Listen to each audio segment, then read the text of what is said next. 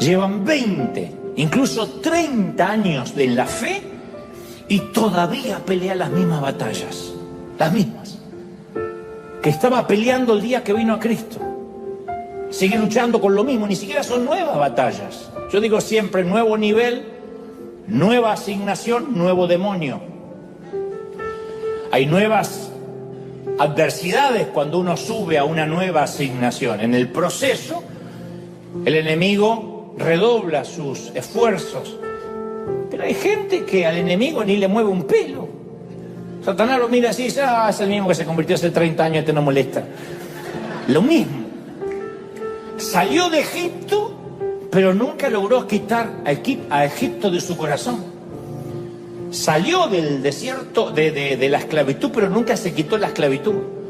Es como si la puerta del crecimiento espiritual tuviera una cerradura que todo el mundo tiene la llave menos él. No puede vivir en victoria. Hace poco yo leí una encuesta muy seria que hicieron en 1000 iglesias cristianas de distintas denominaciones. 1000. Les preguntaron a los creyentes cuántos de ellos definían sus vidas en Cristo como vidas victoriosas. Pero tenían que pensar, no repetir como el oro. ¿Cuántos creen que su vida en Cristo es una vida de victoria en victoria? Y la respuesta fue asombrosa. Como era anónima, tenían que decir la verdad sin que nadie los juzgara. Solo el 10% respondió que se sentían que tenían vida victoriosas en el Señor. 10%. En otras palabras, 9 de cada 10 creyentes languidecen en el desierto. 9 de cada 10 están en un tedio. O sea, son salvos, sí. No estamos poniendo en tela de juicio eso. Pero viven en la tierra de aguantando hasta que me muera. Viven en la tierra aguantando hasta que venga Cristo. Fuera de Egipto, pero sin haber llegado todavía a Canaán. 10%. Imaginemos una escuela que solo, una universidad que solo graduara el 10% de sus estudiantes. ¿Cómo se vería esa universidad? Un hospital que solo lograra curar el 10% de los pacientes.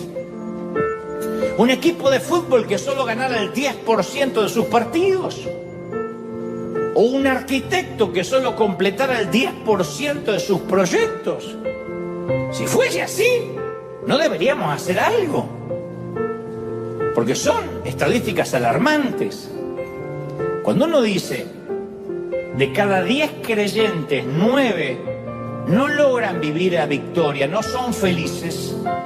La iglesia tiene una deficiencia muy seria, una anomalía casi patológica, que nos tiene dando vueltas en círculos. Yo también leía que hay cerca de 2.2 billones, con B de vaca larga. 2.2 billones de personas en nuestro planeta que dicen ser cristianos. Es mucho. Representa una tercera parte de la población mundial. Por lo que si los datos de la encuesta, esa anterior que hicieron entre las 1000 iglesias, son ciertos, quiere decir que de esos 2.2 billones de cristianos, 2 billones, o sea, el 90%, se arrastran en una vida miserable. 2.2. Solo los 2 que están después del punto viven en victoria. Los primeros 2 billones se arrastran. Ese letargo, ese tedio y esa rutina, ¿qué produce? Iglesias débiles, cristianos codependientes que necesitan, en lugar de una prédica o un mensaje que los haga crecer, frases de coaching, frasecitas motivacionales para poder sobrevivir una semanita más. Necesitan repetir frasecitas o un nuevo versiculito para pegar en un calco en el auto o en la nevera que los haga aguantar hasta el próximo domingo o hasta el siguiente congreso de empoderamiento. Es una iglesia debilitada, una iglesia que se arrastra por el desierto y que va a buscar una gotita de agua los fines de semana. Yo pregunto, ¿cómo cambiaría el mundo si esos 2 billones de personas salieran del desierto? ¿Cuánta alegría se liberaría en la atmósfera? No habría tantos creyentes de uno o de otro lado de las grietas políticas. Es impresionante, yo no sé cómo será en vuestros países, pero en Argentina hay iglesias que literalmente se promueven oficialistas o de la oposición. Y hasta los pastores le dicen por quiénes tienen que votar. Entonces, obviamente, cuando la política se entremezcla con las cosas de Dios, la gente no puede estar alegre, porque los políticos fallan, porque las gestiones fracasan. Yo digo, ¿cómo cambiaría el mundo si anduviéramos por encima de esa grieta, en victoria? ¿Cuánta sabiduría se podría extraer de esa gente y compartir? Si esos 2 billones de creyentes dejaran el desierto, ¿cuántas familias se salvarían? ¿Cuántas guerras podrían prevenirse? ¿Cuánta hambre en el mundo podría erradicarse? ¿Cuántos orfanatos nuevos se construirían? ¿Cómo cambiaría el mundo si cada cristiano comenzara a vivir ya la tierra prometida? El victoria, victoria, victoria, victoria en todas las cosas. Me caigo, pero victoria. Peleo, pero victoria. Dios quería que abandonaran lo conocido, que arriesgaran todo, que dependieran de Él. Así que les habló y le dijo en Deuteronomio 1:6, ustedes han permanecido demasiado tiempo en este monte. Y yo te voy a decir la misma palabra de parte del Señor. Ya has permanecido mucho tiempo en ese mismo monte. Dile al que está a tu lado, muévete el monte. Pero no te lo voy a decir. Te lo voy a decir yo. Muévete el monte, mijo. Muévete del monte, ternurita. Ya has estado mucho tiempo ahí. Y esta exhortación de abandonar el desierto o el mismo monte, no se trataba de abducirlos y llevarlos directo y sin escalas al cielo. Pero a veces es lo que interpretamos y así salimos a evangelizar con la premisa de que Canaán se trata solo y necesariamente del cielo.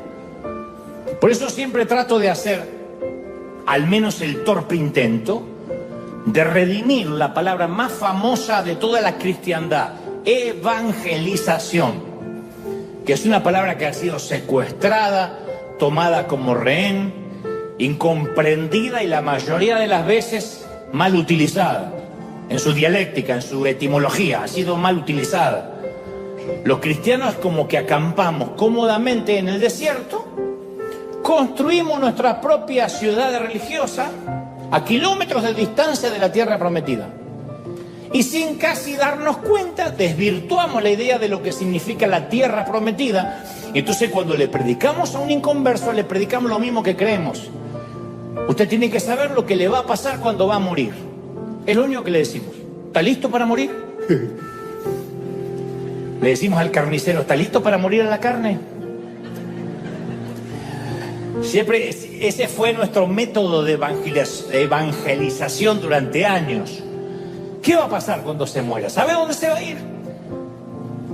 Y por eso, a veces en lugar de amar, de comprometernos con los perdidos, solo le decimos, si murieras hoy, ¿tú sabes dónde irías? La base de la evangelización escatológica es esa. Tienes que esquivar el infierno y asegurarte el cielo. La motivación de salvarlas es que no ardan eternamente en el infierno. Escrituralmente es correcto. Yo no estoy diciendo que eso no es correcto. El que tiene a Cristo se va al cielo, el que no tiene a Cristo se va para abajo. Eso es así. Eso no cambia, no lo estoy poniendo en duda. Pero lo que digo es que para predicar eso, ni siquiera hace falta involucrarnos ni amar a nadie. El que se quiera salvar, que se salve, y el que no es su rollo. Entramos al hospital y decimos, ¿quién se está por morir? Que levante la mano, acepte a Cristo, se vaya para el infierno. Ya está, ya predicamos. Esa versión de la evangelización está completamente enfocada en un miedo al infierno y ofrecer a Jesús como boleto de escape. Entonces, de algún modo no somos evangelistas, somos vendedores de seguros de vida. Compren nuestra póliza evangélica, que podrá cobrar en el caso que se muera. Llame ya. Ahora, convengamos, todos creemos en el cielo, ¿sí o no? De hecho, todos quienes tenemos a Cristo queremos vivir eternamente en el paraíso, en la nueva Jerusalén. Pero no nos podemos olvidar que hasta tanto lleguemos hasta el cielo, Jesús nos ofrece alegría abundante. Entonces, ¿por qué muchos viven con tristeza abundante? Se levantan, se ponen la cara de aguantar las hemorroides y salen por el mundo. Las epístolas de Pablo hablan de gracia. Y millones de cristianos cargan una culpa atroz. Y van los domingos a buscar más culpa. Pastor, se me acabó la culpa de la semana pasada, me da un poco más. Como no, hermano, lleva ahora la condena y se la llevan a casa. Vivimos repitiendo que somos más que vencedores, y a veces claudicamos ante las tentaciones, las debilidades. ¿Cuánta gente está atrapada hoy en el desierto entre Egipto y Canaán? Atrapados. Pero para terminar de entender esto de la tierra prometida de este lado del sol, insisto, de este lado de la eternidad, tenemos que volver a nuestra historia. Moisés acababa de morir. Después de esos 40 años, los hebreos estaban comenzando casi su quinta década como beduinos en el desierto. 40 años. Una vida. Para los que tienen 40 años es tu vida completa. Lo diré otra vez. A la tierra que yo te doy. No la tierra que podría darles. No la tierra que deberían conquistar. No la tierra donde tienes que probar de qué estás hecho. No la tierra que debes ganar, la tierra que debes confiscar, rentar o comprar. La tierra que yo les doy. O sea, la transacción ya había ocurrido. La tierra ya había sido transferida. La conquista era un hecho consumado, la tierra que yo te doy. A Josué se lo estaba enviando a tomar la tierra que ya Dios le había dado, a recibir la tierra que Dios ya había tomado.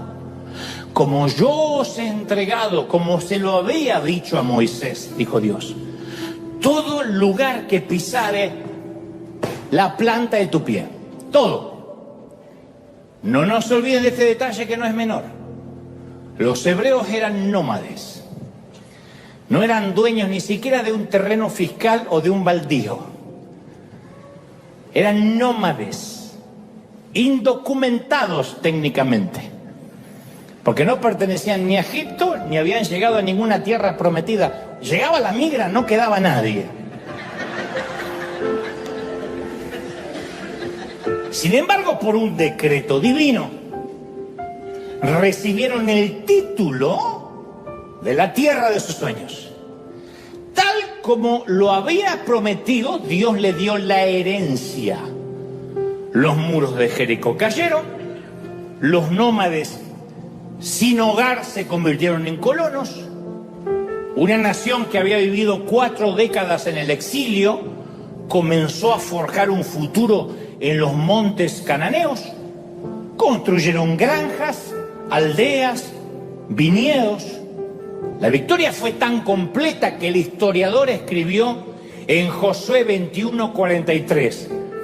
De esta manera dio Jehová a Israel toda la tierra que ya le había jurado darle a sus padres, y la poseyeron y habitaron en ella.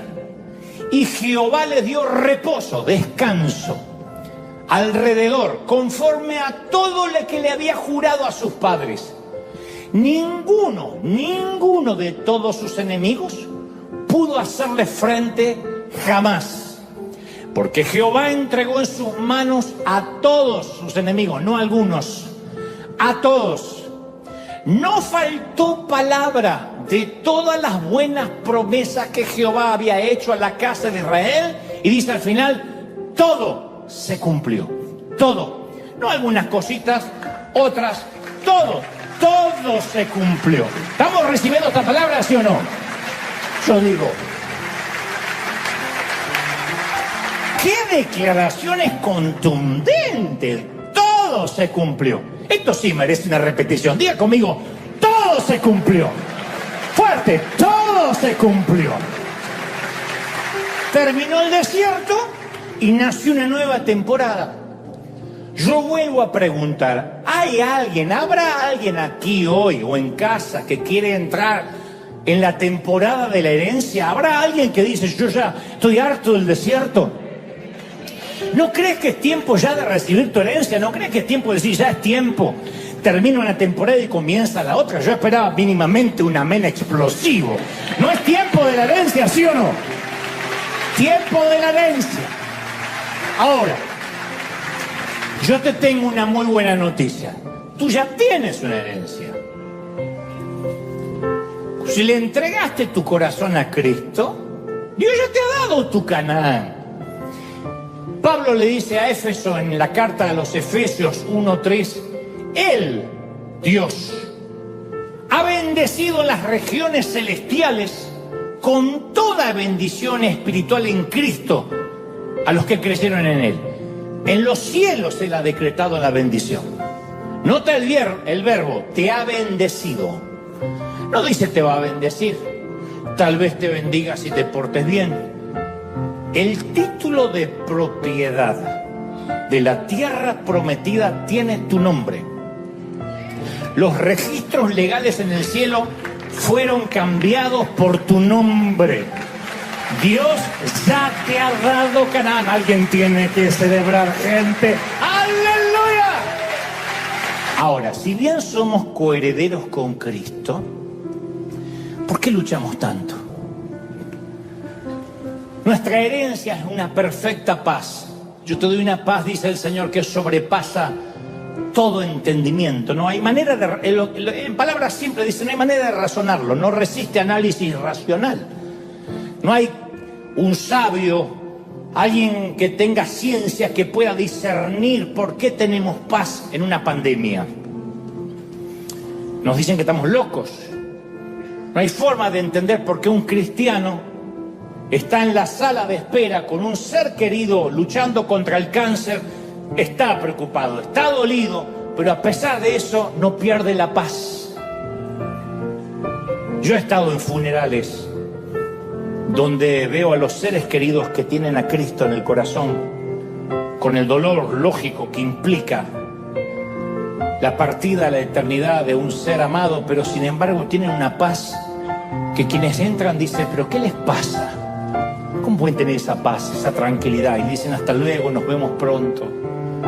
Una paz que sobrepasa todo entendimiento, que no resiste análisis.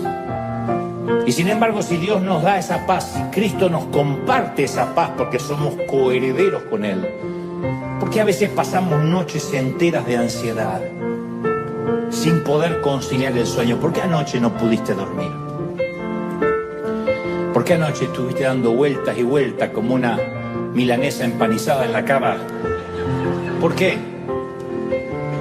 Tenemos acceso al nivel de alegría de Jesús. Sin embargo, ¿cuántas veces, cuántos días durante esta semana que se fue, caminaste a paso lento como burro con indigestión?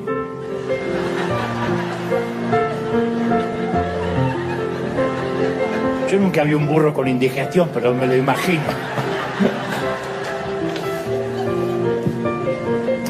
Dios promete suplir cada necesidad. Compartimos las riquezas en gloria con Él. No obstante, seguimos preocupándonos, poniéndonos nerviosos. ¿Por qué? A mí se me ocurren al menos un par de razones, dos. Primero, no sabemos de nuestra herencia, no sabíamos. Nadie nos ha contado lo que dice Efesios 1:19 acerca de la supereminente grandeza de su poder para con nosotros los que creemos. Nadie nos ha dicho de ese depósito de poder. Nos han dicho frasecitas empoderadoras, pero eso no es hacer un depósito. Nadie nos ha dicho que peleamos desde la victoria, no por la victoria. Hay algunos que pelean contra el diablo como si el diablo nunca hubiese sido vencido. Cuando la serpiente que tipificaba el diablo le habló a Eva, se supone que tenía patas o alas, porque parte de la maldición fue: sobre tu vientre te arrastrarás. A la mujer le dijo que iba a traer a luz con dolores de parto, pero la maldición que vino para la serpiente: sobre tu vientre te arrastrarás, por lo cual, si leemos lo que no está escrito, significa o que tenía patas o que tenía alas. Y ese es el estado y el lugar y el nivel que Dios puso al diablo hasta la fecha, arrastrado. Entonces cuando alguien dice: el diablo está sobre mí, o sea que estás recontra arrastrado. ¿Para qué lo subiste? Déjalo donde Dios lo puso, arrastrado, vencido en la cruz del Calvario. Consumado es, vencido.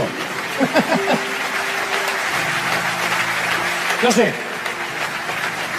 Nos han predicado siempre de que más allá del sol, más allá del sol, más allá del sol, yo tengo un hogar, más allá del sol.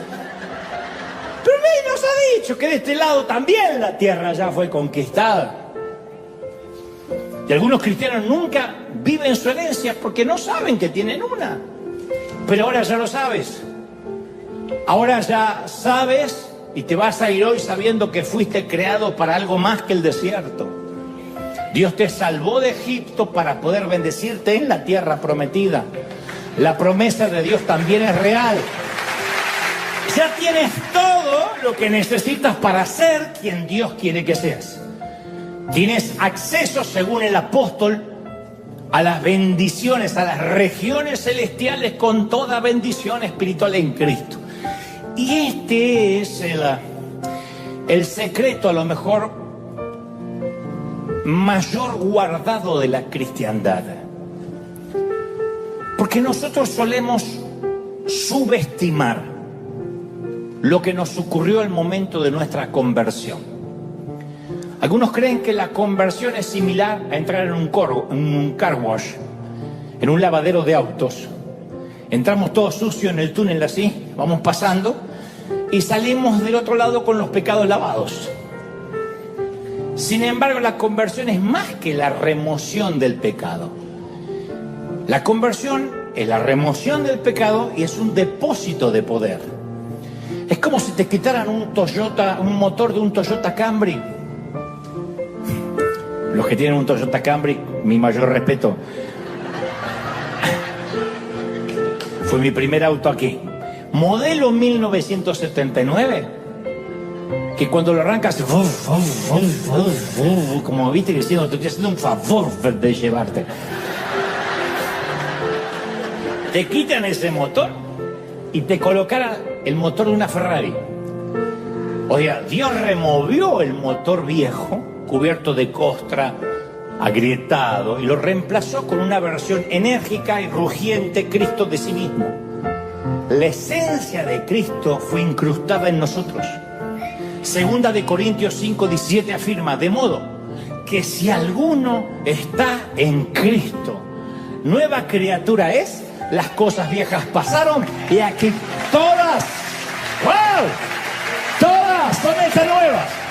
¿Sí o no? Entonces, quiero que te grabes esto: estamos completamente equipados. ¿Necesitamos más energía a los lunes de la mañana? La tenemos. ¿Más bondad y misericordia? La tenemos. Nos hace falta más dominio propio, no más demonio propio, más dominio propio, más autoestima. Bueno, Hebreos 13:21 declara: Dios te capacitará con todo lo que necesites para hacer su voluntad. O sea, cuando Él te da, nos da su voluntad, nos da la asignación, nos da la capacidad, las herramientas. Segunda de Pedro 1:3 añade: Dios nos ha dado todo lo que necesitamos para llevar una vida en rectitud. Todo. ¿Cómo uno puede vivir en santidad? ¿Cómo uno puede vivir en integridad? Dios nos ha dado las herramientas para que eso suceda. Pero para eso necesitamos un cambio de paradigma. En Canaán no peleamos por la victoria. En Canaán peleamos desde la victoria que ya fue ganada. En el desierto nos afanamos, nos preocupamos por todo. En Canaán confiamos. En el desierto buscamos la atención de Dios. En Canaán ya tenemos el favor de Dios con nosotros. Vive con nosotros. ¿Tú lo crees? En el desierto dudamos de nuestra salvación. En Canaán sabemos que somos salvos. Cuando yo veo a alguien dudando de la salvación, que la perdí, que Dios me borró, que me volvió a anotar, que ahora me volvió a borrar, que ahora se arrepintió, yo digo, vive pobrecito en el desierto. Porque cuando nos entregamos a Cristo fuimos integrados a la familia real. Juan 1:12 afirma, mira, mas a todos los que le recibieron, a los que creen en su nombre, les dio potestad para ser hechos hijos de Dios. Y como somos parte de la familia real, tenemos acceso a las bendiciones de la familia real. A todas ellas. Efesios 1:11 dice, en él asimismo tuvimos herencia. Herencia, heredada. Pero hay más. Romanos 8:15, el apóstol Pablo describió el valor de nuestro portfolio, de todo nuestro portfolio, de todo lo que accedemos en ese depósito de poder cuando aceptamos a Cristo. Dijo Pablo, el Espíritu mismo da testimonio a nuestro espíritu de que somos hijos de Dios. Y si hijos, también herederos. Herederos y coherederos con Cristo. Alguien tiene que celebrarlo. Se me había olvidado. Se me había pasado de la cabeza. Somos coherederos con Cristo. Compartimos la misma herencia de Cristo. Filipenses 4:13 lo afirma. Pues todo lo puedo hacer, todo, por medio de Cristo, quien me da la fuerza. Todo lo puedo en Cristo, que me fortalece. Todo. Todo. ¿Sí o no? Alguien tiene que decir amén. Entonces, el título para nuestra nueva vida en Canaán ya fue firmado. Ya está. Solo depende de nosotros poseer la tierra. Josué y sus hombres lo hicieron. Heredaron su herencia. Cada tribu recibió su bendición particular o una asignación. Todos los hebreos fueron bienvenidos a la herencia. El viejo, el joven, el débil, el fuerte. No hubo alguien que dijo, no, vas a heredar menos. Claro, las asignaciones eran individuales. A cada tribu Dios le dijo a Josué que den un paso al frente. Rubén, Gad, Manasés. Cada territorio era distinto. La parcela de Judá era grande, era céntrica. La de Dan era más pequeña y costera.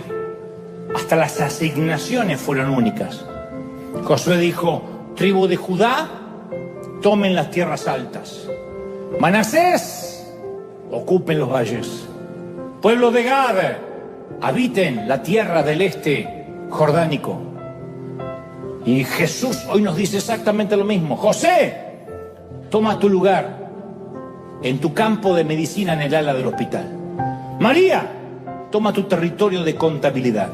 Susana, te he dado el don de servicio, ocupa tu territorio. Alejandra, ocupa tu sitio en la administración. Todo el mundo recibe un don. Todo el mundo recibe un territorio. Ocupa tu lugar. Primera de Corintios 12:7 dice, a cada uno de nosotros se nos da un don espiritual para que nos ayudemos mutuamente. A cada uno una herencia. Ahora, la herencia es universal. Las asignaciones están hechas a medida. Todos tenemos un lote en la vida y algunos van a llegar al cielo y no se van a haber dado cuenta nunca que tuvieron una herencia y comieron toda su vida de creyentes queso. Hay una metáfora así de alguien que llega al cielo, una historia, y Dios lo lleva a un depósito, a un warehouse donde hay un montón de paquetes, como si fueran los de Amazon, cerrados. y pregunta: ¿qué son estos paquetes del caballero? Y dice: son todas las bendiciones que nunca abriste, son todos los regalos que nunca creíste que eran para ti, y cuando tú no las usas se almacenan aquí en el cielo. Lástima, porque aquí no las vas a necesitar, no las usaste. Entonces todos nosotros tenemos que reconocer cuál es nuestro paquete, cómo venimos equipados. Eso es parte de nuestra herencia. Incluso lo que hacemos para ganarnos la vida tendría que ajustarse a nuestro diseño, tarde o temprano. No hay nada peor que trabajar de algo que no nacimos para hacer. Un estudio reveló que solo un 13% de todos los trabajadores dicen que aman su trabajo. 13%. Con razón hay tantos malhumorados en el tránsito en la semana. Casi 9 de cada 10 de ellos no quieren ir a trabajar. Imagina el impacto de esta infelicidad que esto tiene en la salud, en la familia, en el desempeño. Pasan 40 horas semanales arrastrando los pies en un empleo que no les interesa, ni les gusta, ni nacieron para hacer. ¿Hay un tiempo para eso? Sí, hay un tiempo. Pero la herencia de Dios incluye encontrar algo, tarde o temprano, que hayamos nacido para hacer. Y que lo hagamos también, que nos paguen por hacerlo. Todo lo que necesitamos es entrar a nuestra tierra prometida, caminar en fe, aunque no veas, caminar en fe. Así que vamos a caminar, gente, a marchar. Se ha dicho, a terminar el año marchando en fe, diciendo: está bien, yo creo en el cielo, pero quiero encontrar la porción que me pertenece en la vida, acá, de una bendita vez. Así que vamos a mudarnos de una vez por todas al lote prometido.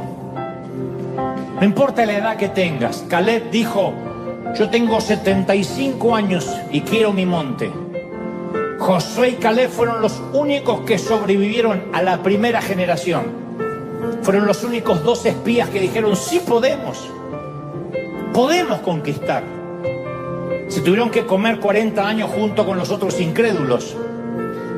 Pero después de 40 años Josué dirigía la nación y Caleb todavía estaba ahí. Y Caleb dijo: tengo 75 años, tal era mi fuerza antes, tal es mi fuerza ahora. Lo que estaba diciendo es: yo puedo estar más senil, más gagá, la próstata no me funciona, necesitaría un Viagra, pero ¿sabes? Dios no ha cambiado, Dios no envejece, Dios no cambia sus planes, Dios no muta, Dios sigue siendo misericordioso. Mis queridos, el cielo nos espera a todos. ¿Vamos para allá, sí o no? Pero no te dejes morir, no te entregues, no renuncies. Ya puedes abandonar tu dieta de sándwich de queso. Alguien necesita oír esto: no más queso. Por ahora, y hasta que Dios nos llame a su presencia, el cielo puede esperar. Y mientras que el cielo espera, va a ser tiempo ya que de una bendita vez cambiemos nuestra dirección postal. Del desierto a Canaán. Llegó la hora de mudarnos, gente. Vamos a mudarnos a la tierra que Dios nos prometió. ¡Aleluya! ¡Vamos a celebrar al Rey de Reyes! ¡Victoria! ¡Victoria! ¡Victoria! ¡Victoria! Y quizás hoy te estés preguntando si tienes lo que hace falta para enfrentar los desafíos que te esperan mañana. Hay personas que dicen: cada lunes para mí es un pináculo, una carrera, un subir en contra de la gravedad. Cada lunes es un esfuerzo. Y yo sé que hay gente hoy domingo diciendo: yo necesito saber si tengo las fuerzas para mañana. Me estoy refiriendo que en algún punto sientes como que te cuesta seguirle el paso a los avatares, a los conflictos de la vida, a los infortunios. No es que no trates o que no lo hayas intentado. Simplemente esta palabra va para los que se quedaron sin fuerzas. Los que dicen: no sé por qué, pero ya no puedo más. Tendrá que ver a lo mejor con el calendario, con el momento del año que estamos viviendo, que uno llega a fin de año con el último aliento, los últimos rezagos del oxígeno. pero en ocasiones la vida tiene sus maneras de dejarnos sin aire. Es como que nos pega por debajo del cinturón contra las reglas y nos quita las ganas de respirar, nos pone en un estado de ansiedad crónico. Bueno, el libro de Josué en las Escrituras aparece precisamente para esos momentos en que nos quedamos sin oxígenos, sin aire. Creo que Josué es el libro ideal para aquellos que en algún momento decimos no puedo más, llegué a una pared, no puedo avanzar, las piernas no me responden, las extremidades ya no me sirven. Josué, el libro de Josué nos reta a creer que nuestros mejores días están por delante. ¿Alguien lo cree, sí o no? Que los mejores días no pasaron, no están en el pasado, que están por delante. Y el libro de Josué nos recuerda, porque es el libro de la conquista, nos recuerda que Dios tiene para todos una tierra prometida. Dios tiene una tierra, un lote de la promesa, una herencia.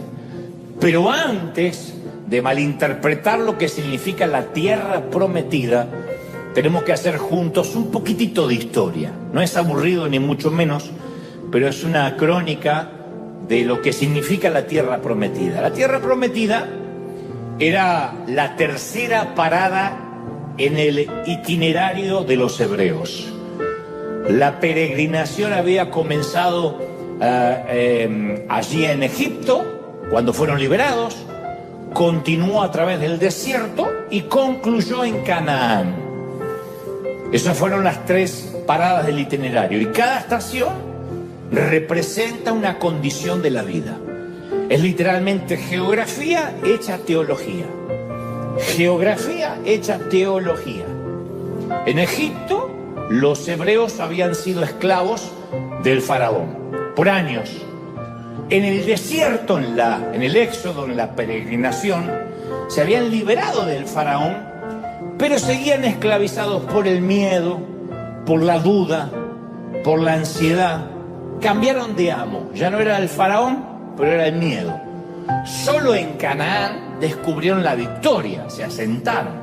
Entonces, en resumen, a saber, es Egipto, desierto y Canaán. Egipto, desierto y Canaán. Y nosotros todos en la vida en algún momento hemos hecho ese itinerario. Egipto representa nuestros días antes de la salvación.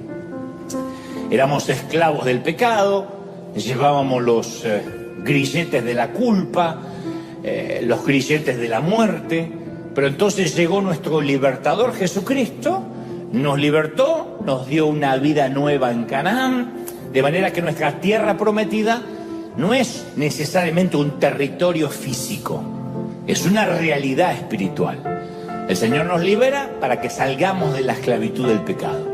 Y una vida en la tierra prometida, como dice Romanos 8:37, nos provee el saber que somos más que vencedores por medio de aquel que nos amó. No dice somos vencedores, dice somos más que vencedores. Eso es como decir más que el campeón del mundo Argentina, que es casi imposible.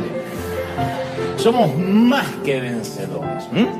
El Señor nos promete una vida que, según 2 de Corintios 4:16, dice nunca nos damos por vencidos. No dice a veces, no dice en ocasiones, según como estén nuestras hormonas, según el desfase hormonal. No, nunca nos damos por vencidos. Una vida de victoria que declara en Filipenses 4:6, por nada estemos afanosos. Por nada. No es que dice, por algunas cosas deberías preocuparte. Si tú no te preocupas, ¿quién se va a preocupar? Como decían las madres de antes, si yo no me preocupo, ¿quién? Nadie. Sí, pero yo soy una madre, nací preocupada, decía mi mamá. Dice la Biblia, por nada estéis afanosos. Eso es la tierra prometida. Entonces todos creemos en lo bueno que nos espera en el cielo, pero Canaán simboliza la victoria que deberíamos vivir hoy, porque todas las promesas que aparecen en el nuevo pacto son para hoy, no es para algún día. por nada estéis afanosos, somos más que vencedores. No es para algún día cuando ya nuestro cuerpo haya muerto. Por lo tanto, cuando hablamos de Canaán o la tierra prometida, en este caso no está representando el cielo. Canaán representa en las Escrituras la vida que podemos vivir ahora, no en la eternidad. Entonces Dios nos invita a entrar a Canaán ahora, no necesariamente cuando muramos. Cuando muramos y tenemos a Cristo, claro que viviremos eternamente con Él. Pero estas promesas tienen que ver con una tierra que Dios nos da ahora. Pero solo existe una condición, una cláusula en el contrato para que esta tierra la podamos poseer, y es darle la espalda al desierto. De la misma manera que Canaán representa la vida victoriosa en Cristo, el quedarnos en el desierto representa una vida derrotada sin Cristo. Quedarnos en el desierto. Cuando Dios mandó a los hebreos a entrar a Canaán, para los que saben de historia, 10 de los 12 espías que regresaron de reconocer la tierra dijeron que la misión era imposible. De hecho, usaron la frase: somos como langostas ante ellos.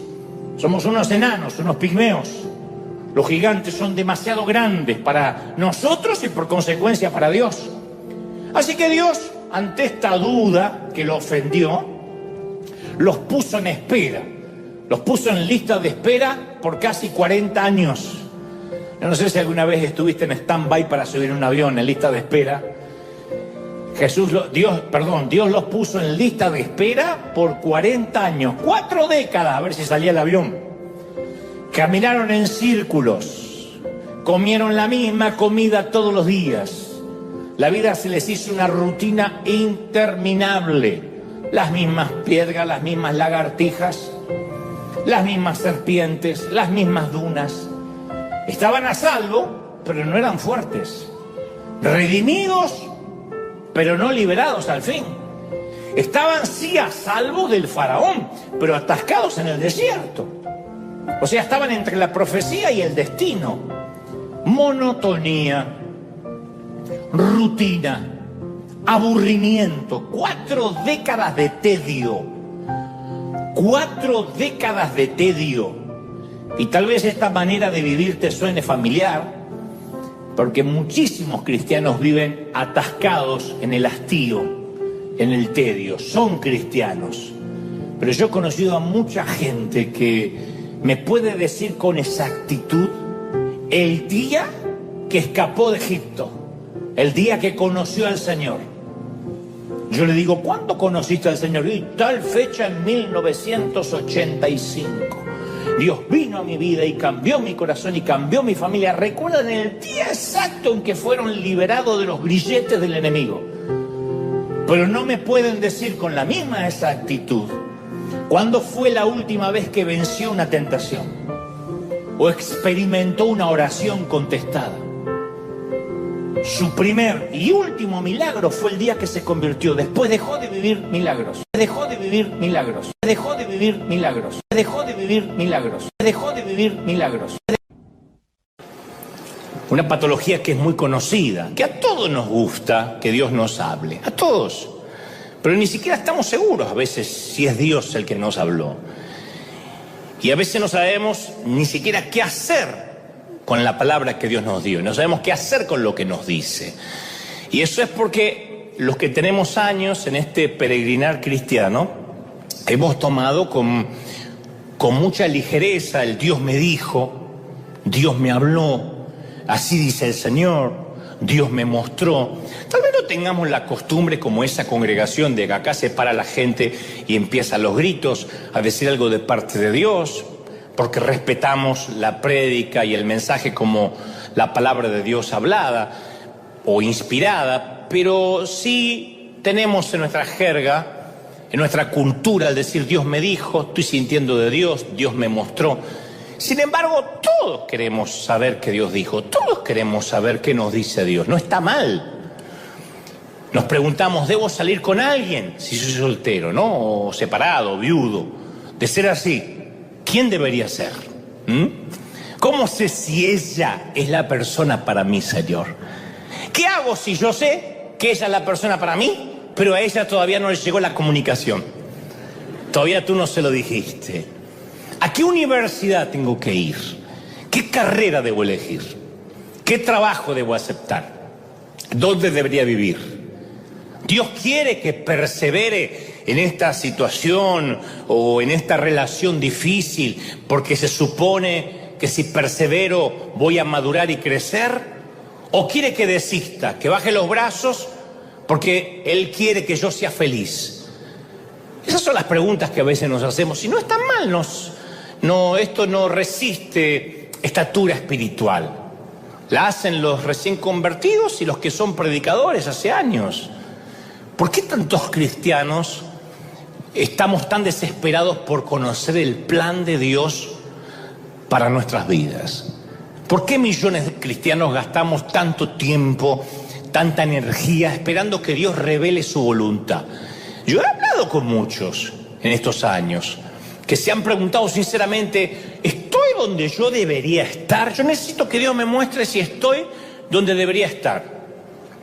¿O qué debería estar haciendo? Porque lo que Dios me diga que haga, lo voy a hacer.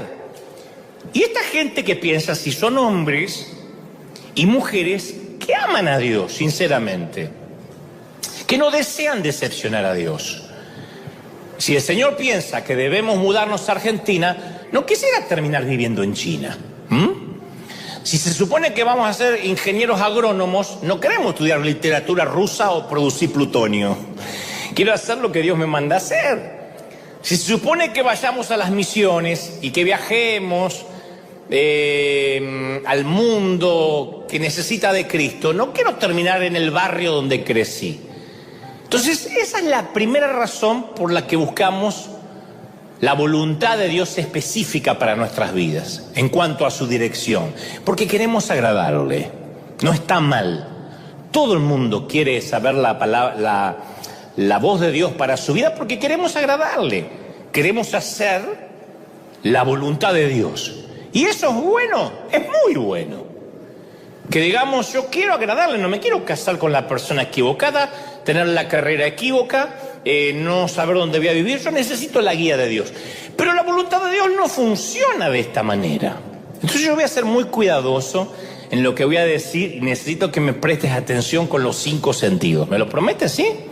Voy a ser muy cuidadoso para no herir ninguna sensibilidad, pero quiero que vayamos avanzando en esto. La voluntad de Dios no funciona así. Puede que tengamos las mejores intenciones, pero la mayoría de las veces vivimos sobre espiritualizando cada decisión. Hay cosas que no resisten análisis espiritual. Y eso es porque creemos que hay solo una voluntad de Dios para nosotros y todo lo demás es un plan B o una voluntad permisiva de segunda categoría. Bueno, quiero saber cuál es la voluntad perfecta para mi vida. Si no la descubro, tendré un plan B. Dios tenía una persona ideal para mí. Como elegí mal, me tuve que conformar con el gordo porque no había otro. Pensamos que estamos viviendo un plan B, que si hubiese sido la voluntad perfecta nos habría ido mejor. Y la realidad es que pensar así deshonra a Cristo. Y te voy a explicar por qué. Primero, vamos a tratar de razonar juntos. ¿Realmente queremos que Dios nos hable 1000 veces al día sobre cada pequeña decisión que tomamos? ¿Realmente queremos que Dios nos hable como a robot todo el día? Yo creo en estar en comunión constante con Dios.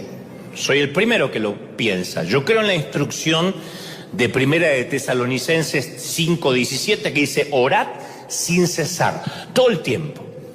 Esto no significa doblar las rodillas y no ir a trabajar, no bañarse, no tener una vida, sino estar en comunión continua.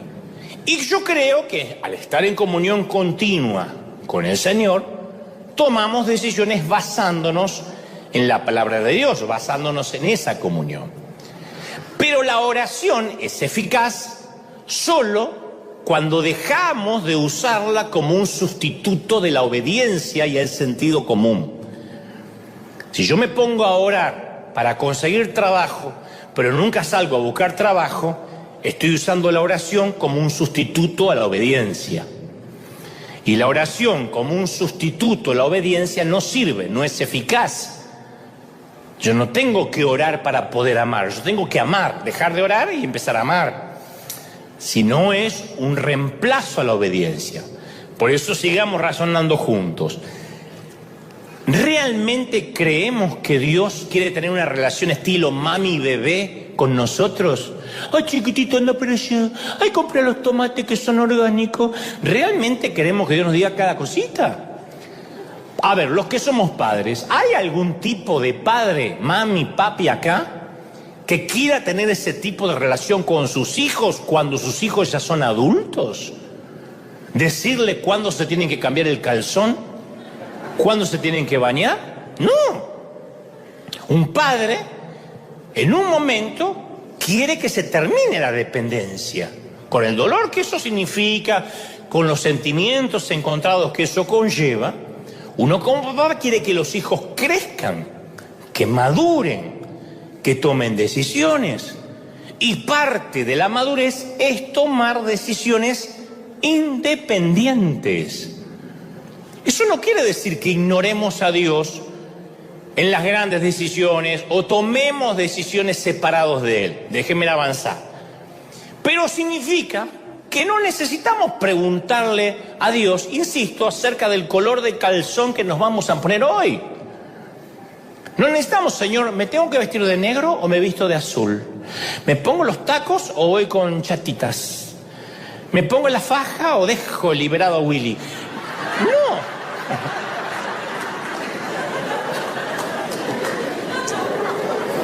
Dios habla, ¿correcto? Pero nosotros tenemos que madurar en algún momento. Entonces, Hebreos 5:13 dice, porque todo aquel que solo toma leche no está acostumbrado a la palabra de justicia.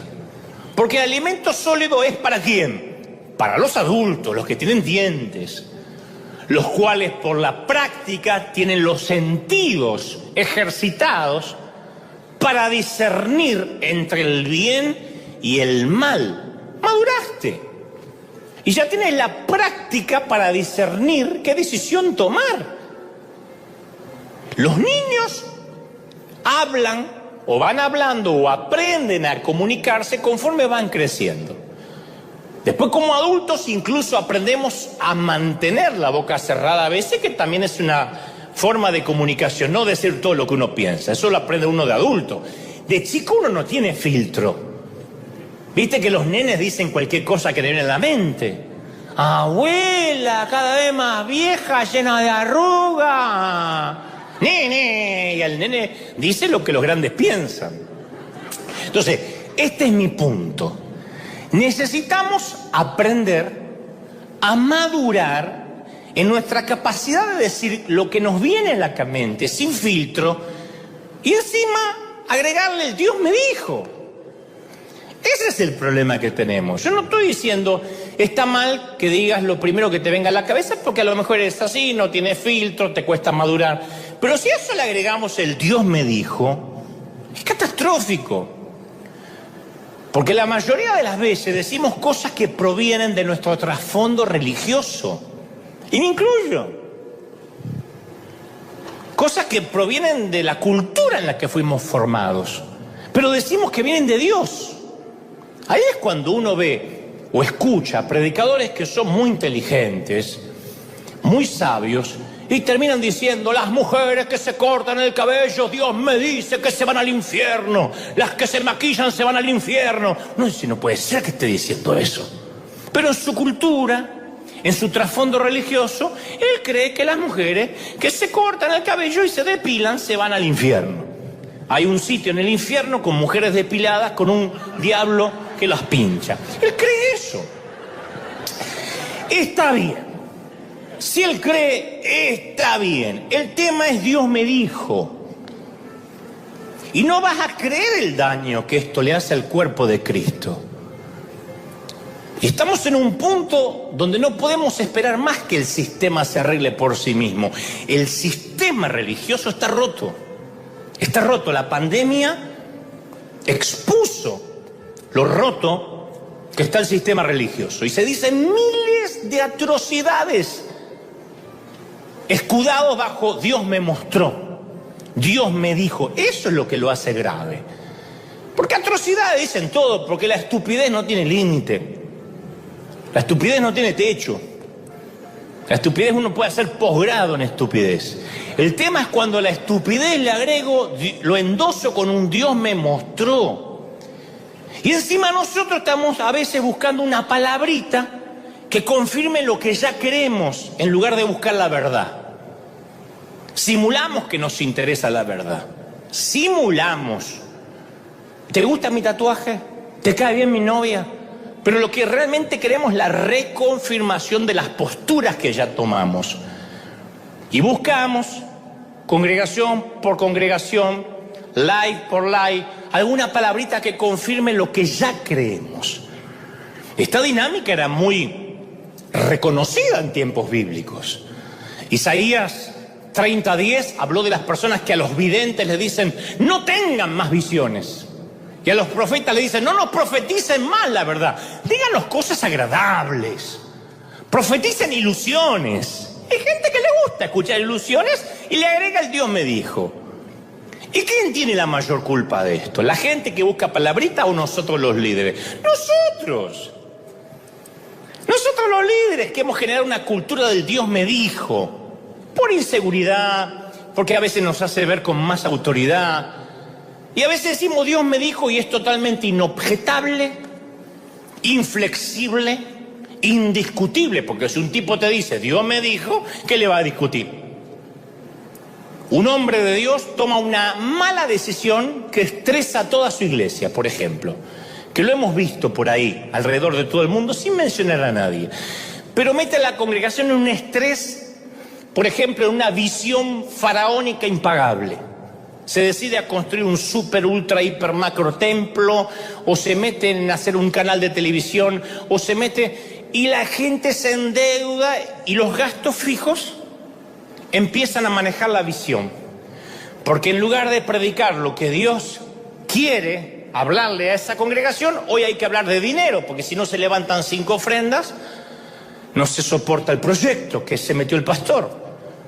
Entonces alguien lo cuestiona y su respuesta es que Dios me dijo que hiciera esto. No siempre Dios nos dice que hagamos las cosas. No fue lo que Dios te dijo, eso es una decisión absurda. Y Dios no es absurdo, eso sí está en la Biblia. Dios no es absurdo. Pero a veces manipulamos a los demás usando un lenguaje espiritual para atribuirle una autoridad divina a nuestra propia voluntad necia. Voluntad necia tenemos todos, insisto, el tema cuando le atribuimos Dios me dijo. Cuando las personas normales, por ejemplo, cambian de trabajo, cuando digo normales son personas que no necesariamente están vinculadas al ministerio. Cambian de trabajo, dan motivos normales. ¿Por qué cambiaste de trabajo? Y porque este me conviene más, me pagan más. Porque me da un ascenso, o porque había problemas involucrados en el antiguo trabajo, un conflicto con el jefe, o se mudaron, o antiguamente no podía trabajar eficazmente, esto valoran más lo que yo hago, motivos normales. Pero en las iglesias, cuando los pastores anunciamos lo que sea, generalmente decimos recibí el llamado de Dios, punto. El ovejerío se calla. Entonces, un pastor, por ejemplo, abandona la iglesia o se va a otra congregación y jamás dice, me cansó el ministerio, la gente me tiene harto, me conviene más viajar económicamente por ahí, me conviene más económicamente viajar, que me inviten a andar por el mundo y lo dejo a alguien encargado aquí. Nunca va a decir eso. Siempre va a decir, Dios me cambió el llamado, punto. Inobjetable, no resiste análisis. No resiste discusiones, ni debate alguno. Entonces el llamado, esto no es un patrimonio solo de los pastores, esto de todos, nada más pongo un ejemplo. Entonces el llamado es una palabra demasiado importante como para que abusemos de ella, para disimular conflictos, para disimular a veces incompetencia, ignorancia, ambición y a veces hasta una cultura nociva. y además ese lenguaje, Dios me llamó, Dios me cambió el llamado, deja la sensación de que los pastores o de que los líderes tenemos acceso a un llamado sobre las decisiones que las personas normales no tienen ni tendrán nunca. Entonces está bien que nos hartemos y decidamos cambiar de aire, pero no llamemos a eso necesariamente sentí un nuevo llamado de Dios. No, te cansaste. Ese es el discurso que a veces cansa. Yo he hablado con colegas que le digo, ¿por qué abandonaste la congregación de allá? No, la gente es muy dura, acá no se puede prosperar, no crecemos. Me voy al otro lado, a otro estado. ¿Y qué le dijiste a la gente? Que Dios me cambió el llamado. Claro, Dios no nos puede cambiar el llamado así, porque Dios no te puede decir una cosa el domingo y al siguiente semana una cosa totalmente, diametralmente opuesta. ¿Y tú qué tienes que hacer? Discernir, tamizar, colar, retener lo bueno, clasificar, esto me bendice, esto no tanto. Entonces uno debería usar este tipo de términos para comunicar nuestra dependencia de Dios y los inconversos lo valorarían más. Mira, estuve orando por esto y me parece, creo, que es la mejor decisión. Espero no equivocarme. Me parece que el Señor me está guiando para tal lado. Creo que me está guiando. Tal vez me equivoque, pero tengo un porcentaje grande de que tal vez esté en lo cierto. Eso no es dudar. Eso no es falta de fe, eso es humildad. De otro modo, el Dios me dijo se convierte en un escudo a la hora de rendir cuentas en nuestra toma de decisiones. ¿Quién le puede objetar algo a un líder, a un pastor hoy en día si dice Dios me dijo? Y a veces, insisto, usamos la voluntad de Dios como una suerte de magia o de espiritismo cristiano. Yo he escuchado decenas de testimonios. Si Dios quiere que mañana vaya a trabajar, que temprano el jefe me mande un texto a mi celular, aunque no tiene mi número, pero así sabré que es Dios. ¿No crees que te paguen sin trabajar también? ¿O usamos la voluntad de Dios en un intento por negar la realidad, para coaccionar, para extorsionar a otros? Tú no puedes cortar el noviazgo conmigo porque Dios me dijo que te guste o no, yo soy tu marido. ¡Oh, miércoles!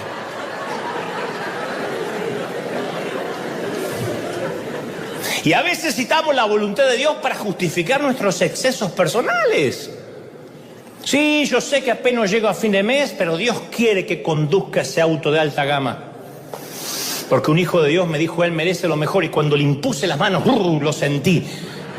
No, a ver, si querés que Dios te ayude a salir de deudas, tienes que hacer reducción de las deudas, tienes que ponerte a trabajar, a hacer de eso una actividad espiritual, arrepentirte de los malos gastos, evaluar los daños. No esperes que Dios borre los discos duros de todas las computadoras de las sedes de tu tarjeta de crédito. O que envíe un millonario anónimo a saldar tus cuentas. No, sentido común. Sabiduría para gestionar la economía. Dios, ayúdame a perder peso en el nombre, me empodero para perder peso. No, cierra la boca y no haga de cada comida la última cena de Jesucristo.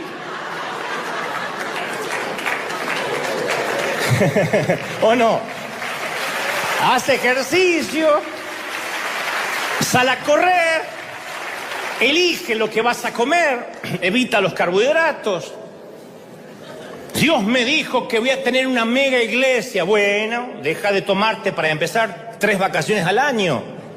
Deja de andar paseando por el mundo faltando los domingos. Inyecta la visión clara, haz ejemplo de compromiso.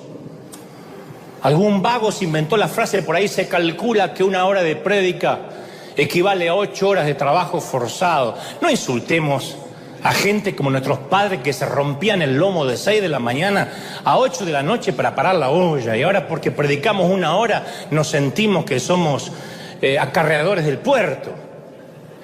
Si estás predicando es un privilegio. Los que predicamos tenemos el privilegio de apenas trabajar 52 domingos al año. Es un privilegio.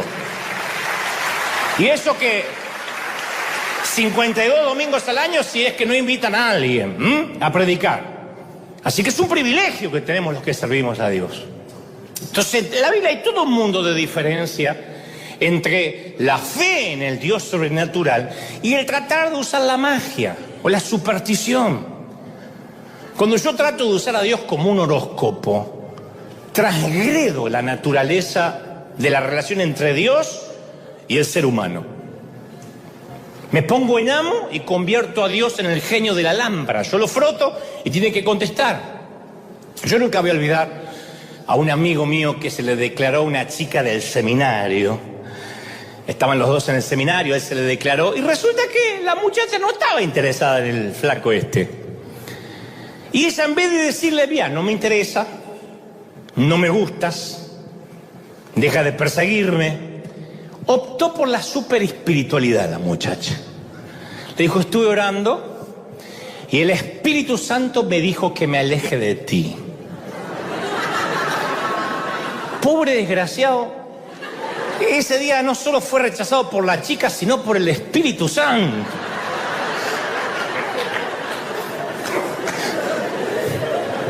O sea que la tercera persona de la Trinidad se tomó un descanso en traer convicción de pecado al planeta para decirle a la chica que corte como un queso a mi amigo. Fíjate vos. Y hay un montón de mujeres y hombres que viven culpando a Dios por sus rupturas, por sus decisiones amorosas. Entonces la voluntad de Dios a veces se usa como una excusa a la hora de tomar decisiones relacionales difíciles. Ese es el tipo de lenguaje que yo quisiera que evitemos, al menos en River. Si no te interesa un noviazgo, un matrimonio o lo que sea, simplemente dile no, gracias. Pero no le eches la culpa a Dios. No metas a Dios. La Escritura no nos dice si tenemos que vivir en Lima o en Bolivia. No nos dice a qué universidad tenemos que ir. No nos dice si debemos comprar o rentar un departamento. No nos dice si debemos casarnos con un cristiano maravilloso llamado Timoteo o con un espantoso llamado Nabucodonosor. No nos dice. La escritura no nos dice qué hacer durante el verano, qué trabajo tomar, dónde comernos una hamburguesa más rica. Cierta vez, mientras yo predicaba esto, en un país, se me acercó un joven y me dijo, me siento muy desanimado por lo que dijiste, que a Dios no le importan las decisiones más importantes de mi vida.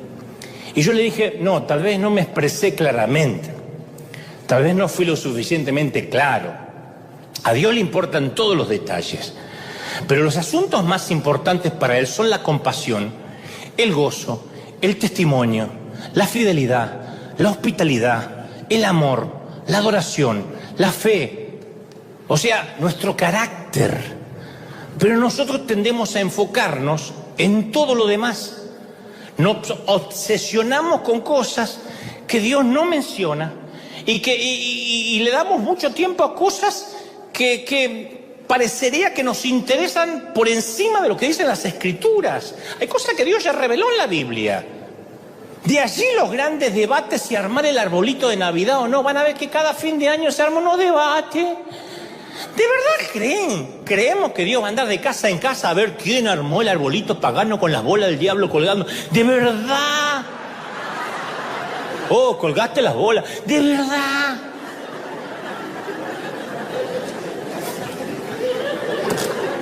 ¿De verdad?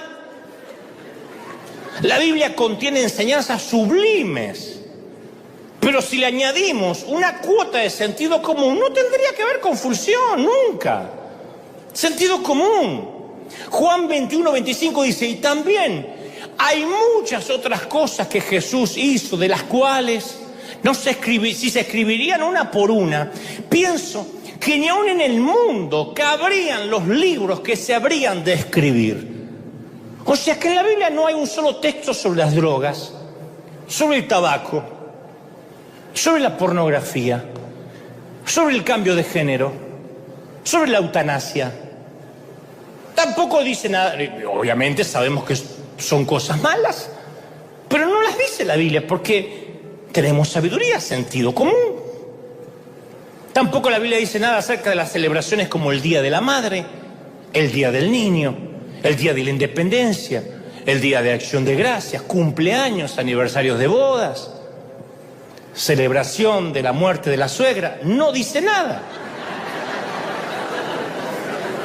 Pero celebramos muchos de estos días y no hacemos muchas otras cosas que no aparecen en la Biblia. Entonces muchas veces cuando recuerdo que yo le preguntaba a Dios, me pasaba horas cuando yo era más inmaduro, me pasaba horas arrodillado con una invitación que en ese entonces llegaban por fax, miren lo que les digo, con invitaciones que le ponía delante de Dios: Señor, dime si tengo que aceptar la invitación a predicar en este país. Yo recuerdo que oraba durante horas, frustrado hasta las lágrimas. Dios, dime si tengo que viajar. Es lo único que te pido. Si me dices yo voy, voy. Y si no tengo que viajar, que se cancele el vuelo. Que cuando llegue se cancele el vuelo. Así no voy. Cric, cric, grillos, nada. Después de unos años yo me di cuenta que yo no estaba buscando la voluntad de Dios para mi vida. Lo que yo estaba buscando era librarme de la ansiedad, de la responsabilidad, del sentido común, de tomar una decisión difícil. Dios es un abridor de puertas, pero no es un facilitador celestial o un manager lobista. Lo que estoy tratando de decir es que tenemos que pasar más tiempo tratando de discernir cómo podemos actuar con justicia, amar la misericordia, caminar con Dios, ya seamos médicos o peones, y pasar menos tiempo preocupándonos en saber si Dios quiere que seamos médicos o peones. ¿Te hace sentido o no? Pero nos pasamos la vida, ¿tengo que ir para allá o tengo que ir para acá? No es lo importante. La manera en que muchos cristianos ven la voluntad de Dios es muy diferente, no es muy diferente a como muchos ven el horóscopo. A ver qué me sale. Hay gente que hace eso, bibliomancia.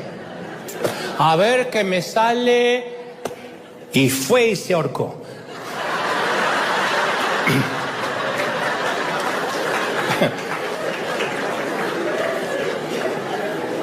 Vamos a Dios para ver cómo nos va a ver hoy, a ver cómo nos va a ir hoy, a ver cómo me va a ir hoy. No quiero salir de la casa sin ver cómo me va a ir hoy. Entonces nuestra fascinación por la voluntad de Dios revela la falta de confianza en las promesas de Dios. Dime a alguien que busca versiculitos bíblicos que apoyen lo que él piensa y te mostraré un inmaduro que no conoce a Dios. Por eso cuando en una congregación dice vamos a decretar, corren todo como si fueran a regalar galletas de la fortuna. Porque no nos basta la promesa de Él que estará con nosotros todos los días, sino que queremos que nos demuestre que se puede confiar en Él. Queremos saber qué nos va a deparar el mañana en lugar de enfocarnos a vivir y a obedecer durante el recorrido. Entonces nos obsesionamos con el futuro y nos ponemos ansiosos. ¿Qué va a pasar mañana? ¿Con quién me voy a casar? ¿Dónde voy a trabajar? Mirá lo que dice Santiago 4:13. Escuchen esto. Ustedes que dicen hoy y mañana iremos a tal o cual ciudad, pasaremos allí un año, haremos negocio y ganaremos dinero, dice Santiago. Y ni siquiera saben qué les va a pasar mañana. Vaya que el COVID y la pandemia nos enseñó esto, a la fuerza. ¿Qué es su vida? Dice Santiago. Ustedes son como niebla que aparece por un momento y luego se desvanece. Más bien deberían decir, si el Señor quiere, viviremos y haremos esto o haremos aquello. Esto es uno de los textos más claros sobre la soberanía de Dios. Si llegás a la edad de los 100 años, según Santiago, es porque Dios quiere que llegues hasta los 100 y molestes a los nietos. Si solo llegás a vivir hasta los 45 es porque el Señor lo quiso. No tenemos que decir tampoco, y bueno, quiera Dios, si Dios quiere, Dios mediante, después de cada oración, porque eso debería estar en nuestros corazones. Tampoco es decirlo, es vivirlo.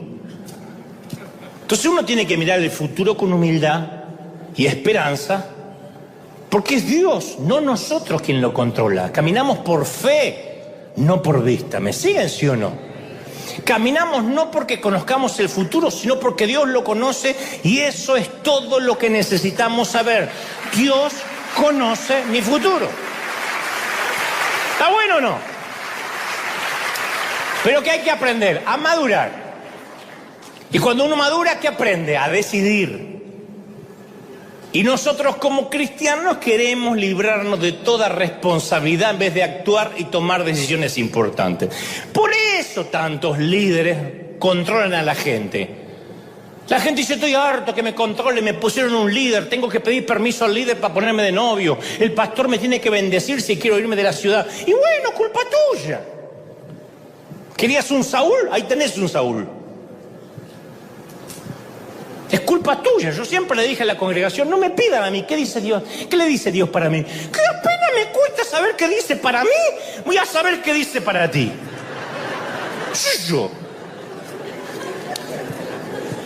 ¿Significa que Dios no tiene nada para decirnos acerca de cómo vivir nuestras vidas y tomar decisiones? No, no.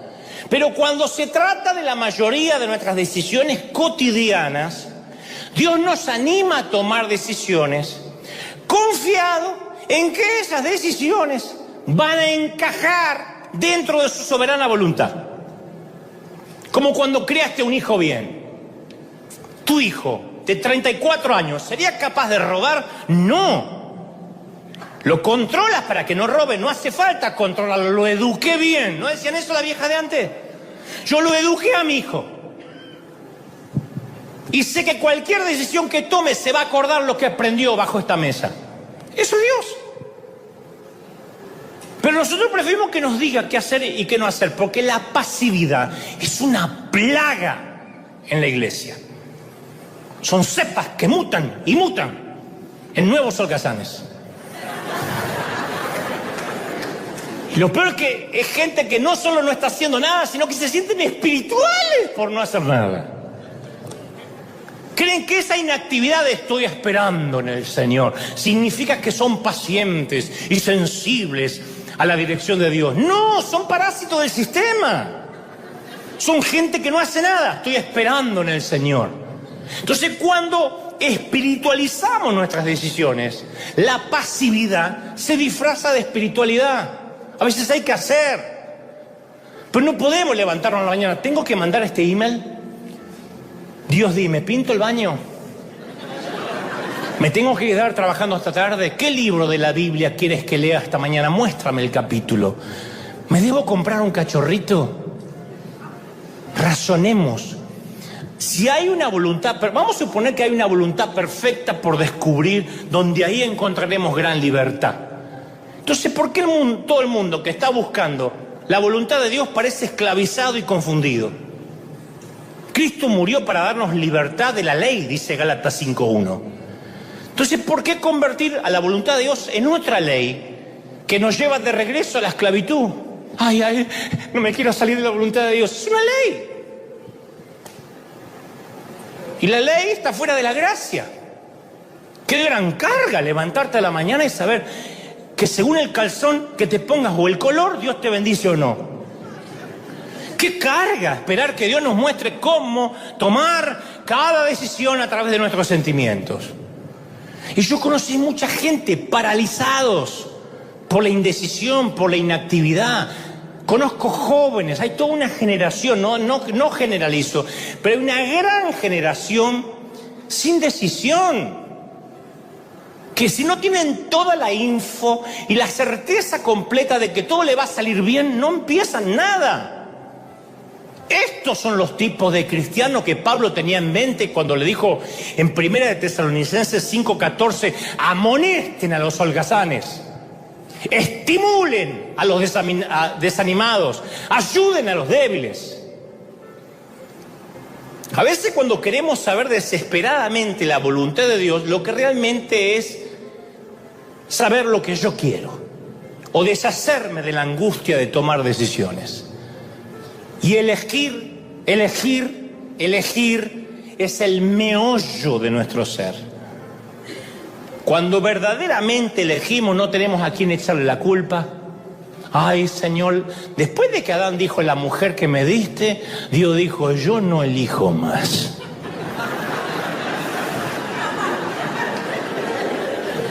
Una vez, Dios se la eligió. La mujer que me diste. ¿viste? Por eso no caímos. Dios dijo, no me meto más, te la buscas. ¿Por qué Dios no me guió cuando me casé? Porque te gustó, porque lo elegiste.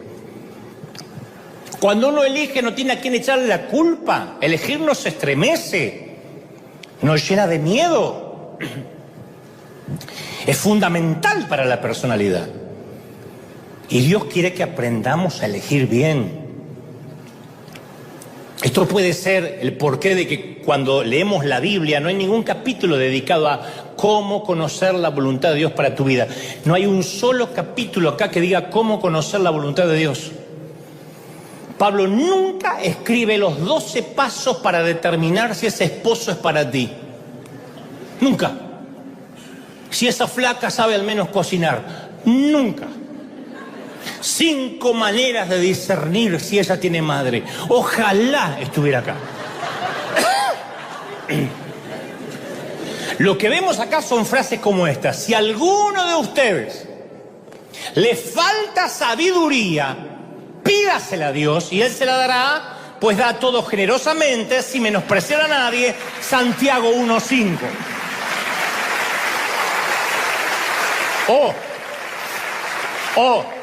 Esto es lo que pido en oración, que el amor de ustedes abunde cada vez más en conocimiento y en buen juicio, para que disciernan qué es lo mejor. Filipenses 1:9. Juicio, sentido común para discernir. Entonces Dios quiere que seamos excelentes, ¿qué? Escogedores. Otra de las razones por las que buscamos la voluntad de Dios es que estamos esperando facilidad en la vida. Hay una generación que busca el cielo en la tierra y ya pierden la actitud de ser un peregrino. Y yo quiero decirte esto, un consejo que no me estás pidiendo. Si piensas que Dios te prometió que el mundo va a ser un hotel 5 estrellas, tu vida se va a sentir miserable cuando enfrente los problemas cotidianos de la vida. Pero si recuerdas que Dios te prometió que estás de paso y te dijo que el mundo a veces se va a sentir como una prisión o como un desierto, podrías sorprenderte de lo feliz que puedes ser. La fe en Jesús no garantiza de que las cosas van a salir bien. Entonces nuestra preocupación por estar en el centro de la voluntad de Dios es un fenómeno occidental de hace unos 50 años para acá y de clase media. Porque aquellos que viven con menos de $1 por día, menos de $1 por día, que esto no hay que irnos ahora a retrotraernos a Uganda, hay que ir a más de México para allá, para Argentina. Los que viven con $1 por día no tienen que tomar muchas decisiones, no tienen que decir cuál es tu perfecta voluntad, tienen que comer. Ese es el caso de la mayoría de nuestros abuelos. Creo que la mayoría compartimos la misma generación de abuelos, que lograban irónicamente mucho más porque tenían menos para elegir. Sería interesante que le preguntáramos a nuestros abuelos si se sentían felices con su vida, si a la mañana se cuestionaban la perfecta voluntad de Dios. Señor, ¿esta es la carrera que debo seguir o cuál? ¿Sabés qué decían los abuelos? ¿Qué dirían? Yo qué sé. Trabajé, comí, crié a mis hijos lo mejor que pude, fui agradecido.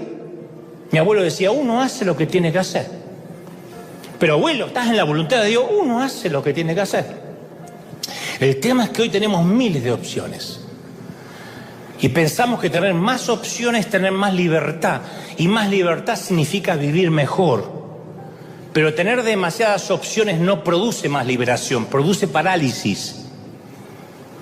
Hoy tenemos más películas en streaming que todas las películas que vieron en toda una vida nuestros padres. ¿Y cuántos de nosotros decimos, no hay nada para ver? ¡Qué porquería! No hay nada para ver. Revisé HBO, Amazon y Netflix. Nada. Porque hemos transformado nuestro mundo en un buffet de elecciones que nos está haciendo morir de hambre. Nos hemos vuelto adictos a elegir. ¿Y te digo algo más? Otra razón por la que queremos conocer la voluntad de Dios es porque somos cobardes. Hay muchos jóvenes hoy, lo digo como pastor de los jóvenes, aunque bastante avejentado, pero pastor de los jóvenes al fin, que no tienen estabilidad, ni certeza de nada, dudan de sí mismos, lo único que hacen es ponerse detrás de un tecladito a adorar y llorar. ¡Ay, Señor, acá estoy barro! Es lo único. Dime qué hacer para que no me pase nada malo, para no enfrentar ningún temor ni nada desconocido. Quieren estar seguros de que la vida les va a ir bien. No están pidiendo ni santidad, ni rectitud, ni mayor conciencia del pecado. Quieren que Dios les dé un seguro de vida para que todo lo que hagan les salga bien. Porque si algo sale mal, son de cristal, se rompen. Dime con quién me voy a casar, cómo debo vivir, es todo lo que pido. ¿A qué universidad debo ir? ¿Qué trabajo tomar? Muéstrame el futuro para no tener que arriesgarme. Y Dios no es una bola de cristal. Su camino, dice la Biblia, que es el de la sabiduría. Entonces tenemos que dejar de pedirle a Dios que nos revele el futuro y que elimine el riesgo de nuestras vidas. Pero hay muchísima gente que cree que si viven en la perfecta voluntad de Dios y la descubren, la vida le va a ser fácil. ¿De verdad? Elegir la pareja adecuada significa que el matrimonio será fácil. Todas las mañanas nos despertamos con buen aliento, con una cama libre de flatulencias y ronquidos, porque es la perfecta voluntad de Dios. Nadie nos va a molestar jamás.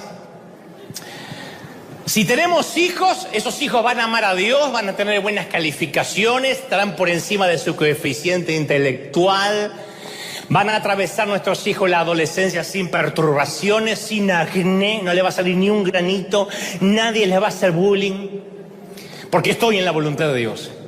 Si estoy en la voluntad de Dios, voy a estar libre de deudas, de estrés, de verdad.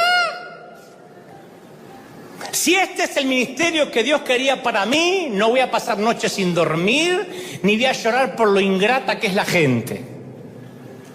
Si facilidad es mi criterio para evaluar la voluntad de Dios, cada vez que me encuentre con una dificultad, y la vida está llena de ellas, voy a dudar sobre Dios, voy a dudar sobre mí mismo, y voy a dudar sobre lo que elegí.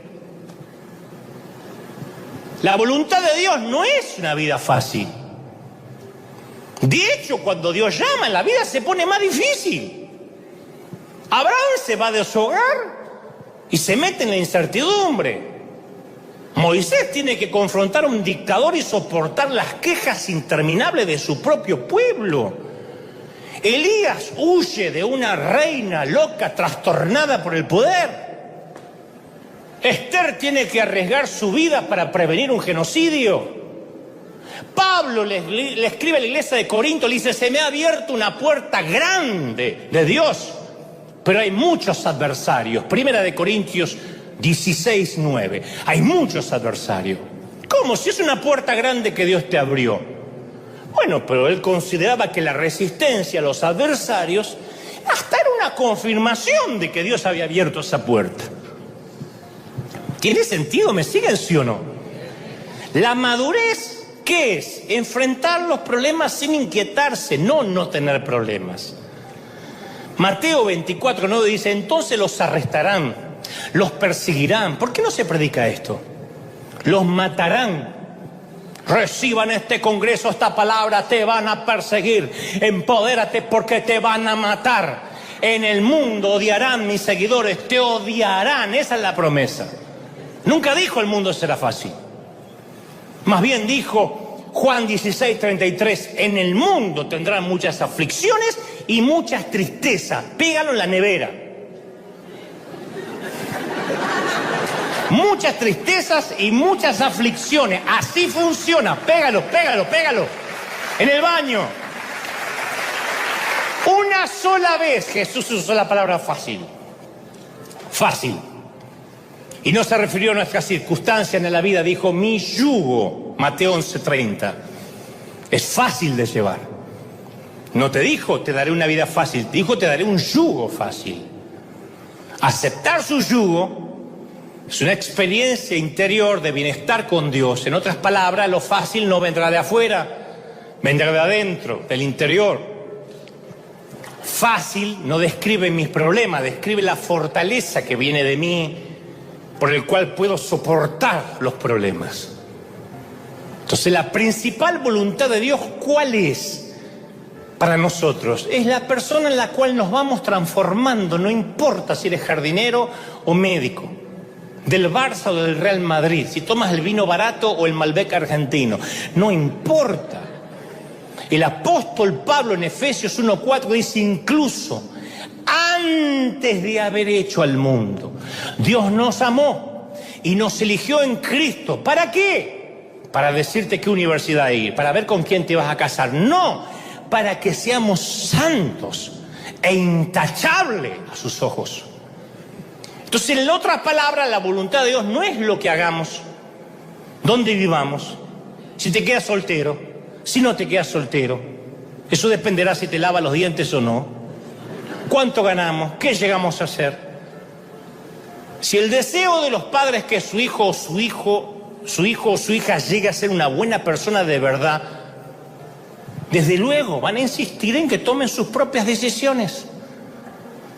Las personas de voluntad, criterio y carácter no se forman de otra manera que no sea tomando decisiones.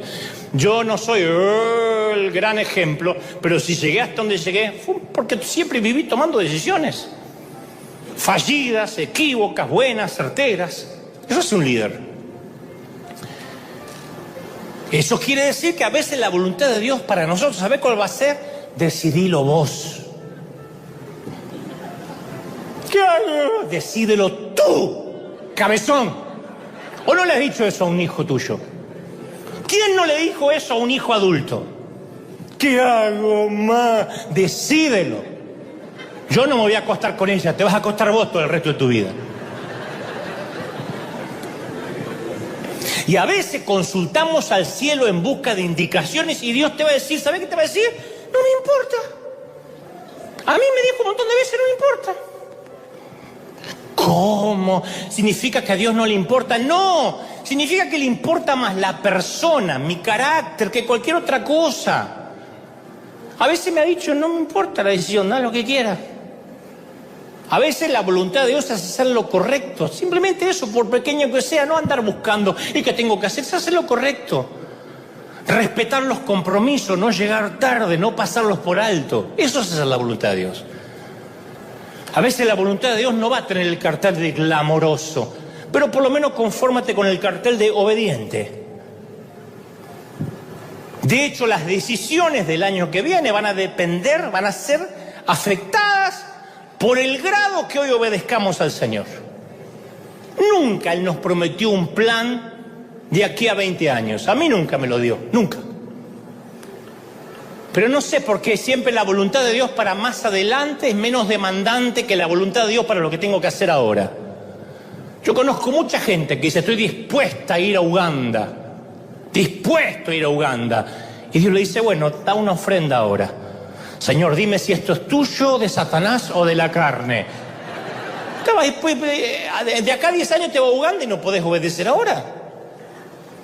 Entonces, a ver, la vida no es estar acorralados entre vamos a ser pastores o empleados comunes. No estamos acorralados entre casarnos con esa mujer o no. Mira, esto lo voy a decir de una vez. Hay 6.000 millones de personas en el mundo. ¿Me está diciendo que Dios te miró y te dijo, hay una sola cosa que puedes hacer en la vida? Yo sé lo que es. Te vas a pasar el resto de la vida en adivinarlo y ya verás si te equivocas. ¿De verdad? ¿No será que le estamos imponiendo nuestras limitaciones a Dios? Somos llamados a la perfección, no a ser perfeccionistas. Perfección es la excelencia inmaculada. El perfeccionismo es un trastorno obsesivo compulsivo. Y la Biblia dice que Dios es perfecto, no un perfeccionista. Si hay solo una manera correcta de hacer un escarabajo, ¿saben lo que es el escarabajo? ¿Por qué Dios hizo 300.000 especies? Si hay una sola manera correcta de hacer una persona, ¿por qué no son todos como yo? La vida no es un juego en el que constantemente tengo que adivinar debajo de qué vaso está la pelotita. Porque vivir de esa manera es desgastante, es devastador. A ver, elegí mal, adiviné mal, me equivoqué. En el Edén había un árbol inapropiado, uno. De este no comerás. Y todos los demás comerás libremente. Génesis 2:16. De todos puedes comer. Uno solo te pido que no comas. No tenían que tratar todas las mañanas de averiguar cuál era el árbol correcto. Ay, no estará envenenado, no será este el incorrecto. Y Dios no dijo cuál, hay que buscar la voluntad de Dios. A Él le encanta dar miles de opciones. Las opciones desarrollan nuestro carácter. Claro, es mejor decir Dios tiene una persona para ti y mejor que la encuentres. ¿Y si está en la China? No, vas a elegir lo que te guste, lo que te llame la atención, quien te subyugue, quien te atraiga, quien te seduzca. Y tu sabiduría, tu madurez te enseñará a discernir si estás eligiendo bien o mal. Aún así, no va a ser un lecho de rosas, aunque te cases con la Cenicienta. Eso es la vida. Pero ¿cómo sé dónde querías Dios que esté? Dios no quiso nunca robot, elige, decide. El salmista escribe, no seas como el mulo o el caballo, que no tienen entendimiento, que necesitan un freno y una brida para mantenerse controlados. Salmos 32:9. El salmista hace una distinción entre dos formas de guiarse por la vida. Una apela a la razón y la elección, el tipo de dirección apropiada para las personas maduras. La otra forma, el freno y la brida, es el dolor, la presión, forzar el cumplimiento. Consejo: no esperes hasta que el sufrimiento de la vida te obligue a atravesar una puerta que la sabiduría te invita a elegir hoy. Elige. ¿Cuánta gente dice no tengo tiempo? ¿Cuántos hombres me han dicho yo no tengo tiempo de dedicarle a mi nena, a mi hijita, yo tengo que trabajar? Dice el hombre adicto al trabajo. Y su nena, después que crece, se hace adolescente, de años de abandono, huye del hogar, vive en la adicción. Y después el tipo se pasa una incalculable cantidad de horas tratando de localizarla y luego un montón de horas en terapia. Tenía tiempo, pero no lo usó con sensatez hasta que se vio obligado. Yo no tengo tiempo para cuidar mi cuerpo y andar caminando y hacer esas tonterías. Bueno, entonces después viene un derrame cerebral, un infarto al corazón, una diabetes inesperada y de pronto me doy cuenta que tengo mucho tiempo porque mi cuerpo ya no puede hacer lo que hacía antes. Entonces nosotros tomamos decisiones y las decisiones que tomamos nos forman. Lo que digo, lo que pienso, lo que leo, dónde voy, con quién estoy, qué hago, cómo trabajo, cómo descanso. Y atravesamos puertas. Y lo que encontramos al otro lado de la puerta es la persona en que nos hemos convertido. La Biblia tiene una palabra para las personas que eligen bien. No para los que buscan el horóscopo, para las que saben elegir. La llama sabio. No le dice afortunado, ni pudiente, ni exitoso. En la Biblia la sabiduría no es lo mismo que tener un alto coeficiente intelectual, ni está restringido a los que tienen títulos formativos académicos superiores. En la Biblia la sabiduría es la capacidad de tomar decisiones sabias.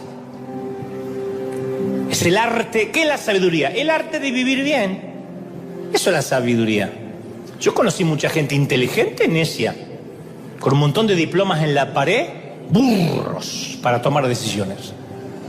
Y otros que no tienen ni tercer grado de la escuela primaria, sabios. Salomón dijo: yo te ruego que le des a tu siervo discernimiento para gobernar tu pueblo y distinguir el bien y el mal. Porque si no, ¿quién va a poder gobernar este pueblo tuyo? Primera de Reyes 3:9. Entonces la primera decisión de Salomón fue pedir sabiduría que le ayudara y le guiara a tomar el resto de las decisiones. Y dice que Dios quedó encantado de ese pedido. Porque pediste sabiduría, tendrás todo lo demás. Porque la sabiduría trae todo, la riqueza, las buenas inversiones, las buenas elecciones. Entonces la mayor diferencia entre las personas que prosperan en la vida y las que no es el dinero, no es la salud, no es el estatus migratorio, los contactos, las apariencias, es la sabiduría, la capacidad de tomar buenas decisiones. Entonces no ores para prosperar, prueba con trabajar duro. No ores para que Dios te cambie, deja que Dios moldee tu carácter. No ores para que te reconozcan, siembra honra. No siempre hay que orar por todo. La oración y buscar la voluntad de Dios va a ser eficaz cuando dejemos de usarla como un sustituto de la obediencia. Mis queridos, no sé en otras partes del mundo a donde nos dirigimos, pero lo que es en River, hoy, a mediados de enero, se terminó oficialmente nuestro tiempo de horóscopos, de empoderamientos y profetas baratos. Vamos a ser las personas sabias que saben decidir, y así vamos a encarar el año. Dale un aplauso al Señor de señores y al Rey de reyes. Si crees que Dios te habló, dale un aplauso grande, grande, grande, grande. Yo quiero que ese aplauso se escuche hasta en los confines de la tierra, que se escuche en todo el mundo. Dale un aplauso, esto sí, para sellar la palabra. No la sellamos con dinero, la sellamos con agradecimiento. La sellamos diciendo: Señor, háblanos claro porque me gusta. Háblanos claro, abre la mente, bendito sea Dios. ¿Cuántos reciben esta palabra? Díganme el amén. Si puedes, dile a tus hijos que decidan, que elijan bien. No te pongas súper espiritual, no le digas: estuve orando y sentí que esa chica no es para ti. No metas a Dios. Dile: no me gusta. No me gusta la cara ni la madre de esa chica, y no me gusta cómo viste y cómo luce. No pongas a Dios. Enseñemos a nuestros hijos a que nuestras decisiones tienen que ser basadas en la soberanía de Dios por la educación que tenemos, y no porque Dios me dijo, Dios me dijo, Dios me dijo, Dios me dijo. En todo caso, Dios creo que me dijo, pero permítete el beneficio de la duda. El beneficio de la duda hará que si te equivocas, y bueno, yo creí que esto era de Dios. A mí no se me va a caer nada si algún día tengo que decir a la iglesia: yo pensé que esto era una buena idea. Y estaba convencido de que creía que Dios me lo dijo, pero me equivoqué. Eso engrandece a un líder. Yo seguiría un líder sin ir hasta las puertas del infierno. Un líder que se pare y reconozca: me equivoqué. Un presidente, imaginen un jefe de Estado que se pare y diga: señores, me equivoqué en la resolución de que se queden todos confinados en casa. Debimos haber salido a trabajar tomando precauciones. Lo siento, fue una mala gestión. Yo votaría a ese hombre. Pero siempre están diciendo que es algo del gobierno anterior, que esto es algo que le excedió de las manos, que es la Organización Mundial de la Salud. Siempre estamos echándole la culpa a los demás. O lo que es peor, Dios me dijo. Aprendamos a ser falibles, a equivocarnos y reconocer: me equivoqué. En su momento me pareció una buena idea. Hay decisiones que tomaste a los 20 que te parecieron una idea genial y hoy te quieres morir con la decisión que tomaste. Pero en su momento te pareció una genialidad. ¿Qué estabas? ¿Lejos de Dios? No, decidiste. Ahora uno decide de otra manera. Nuestro organigrama cambia, nuestro sistema de valores se va reordenando. Hoy elegimos trabajos, relaciones, ministerios desde otro lugar, desde otra madurez, parados de otro sitio. Y eso quiere Dios, que maduremos. Entonces ten cuidado, no recibas palabras proféticas. Hay mucha costumbre de mandar palabras proféticas por email y siempre tienen algo de carne. Y ese algo de carne es lo que te va a lastimar. Yo te puedo dar cátedra de eso. Hay gente que siente de decir algo de Dios, lo escribe, pero ya le pone su cosita de lo que él vio o siente o le parece. Y eso es lo que te lastima y te confunde. Entonces yo aprendí a no escuchar a nadie. Tengo una palabra de Dios para usted. No, yo estuve con Dios esta mañana y no me dijo nada. Acabo de hablar con él. Así que lo que me tenía para decir me lo dijo esta mañana mientras orábamos. No necesito que a usted, allá en Colombia, Dios le diga lo que me tiene que decir a mí. Porque entonces es grave. Significa que no estoy escuchando a Dios. Cuando Dios usa burro es porque el profeta está con los oídos cerrados. No se lo tome a mal, lo de burro no es nada personal. Pero se lo digo. Y dejé de escuchar palabritas, gente que siente palabritas y cositas. Basta de sentir palabritas. La palabra fue escrita, fue dicha, fue revelada, y luego la sabiduría, el sentido común, nos va a ayudar a tomar decisiones durante este año. ¿Quieres emprender el negocio? ¿Hiciste tu gestión de riesgo? ¿Crees que es audaz? ¿Confías en que en fe Dios te va a bendecir? Hazlo, ya está. No pidas confirmaciones de Dios, que si quieres que te cases, que te mande la fiesta pagada y que alguien te regale la luna de miel. No va a pasar. Gente que se casó muerta de hambre y le fue perfecto. Y hay gente que le regalaron todo, hasta el vestido de novia, y se divorció a los 3 meses. ¿Qué tiene que ver que te vaya bien o no te vaya bien? Es la vida. Es la vida. Algunos tenemos salud frágil, otros salud más fuerte, hay una economía más sólida, una economía más enclenque. Pero eso es la vida. En el mundo tendréis aflicción. Pero tienes que saber que de aquí dentro sabes que la voluntad de Dios es que tengas más amor, que ames más, que cada día digas, este año me siento más cerca del Señor porque tengo más paciencia con la gente que antes, porque soy menos chusma, porque hablo más, porque me doy cuenta que critico menos, porque el otro día vino una chismosa a decirme algo y dije, no me ensucies. Antes le hubiese prestado el oído para escuchar y ahora sentí de que eso no me sumaba. Siento que estoy creciendo. Esa es la voluntad de Dios, crecer conforme a la estatura de la plenitud de Cristo. No a lo que te dediques. ¿Lo estás recibiendo, sí o no? Entonces es fascinante, por ejemplo, que en Hechos 13 la iglesia se sentía guiada por el Espíritu para comisionar a Pablo y Bernabé. Por ejemplo, pocos capítulos más adelante, Pablo y Bernabé tienen un conflicto serio sobre una cuestión de trabajo ministerial. Pablo y Bernabé casi se agarran a las trompadas. Tuvieron un conflicto. Un desacuerdo, discutieron, bravo. ¿Sabes qué dice Hechos 15:39? Dice, su desacuerdo fue tan intenso que se separaron. Pablo dijo, yo voy por acá, que Bernabé vaya por allá.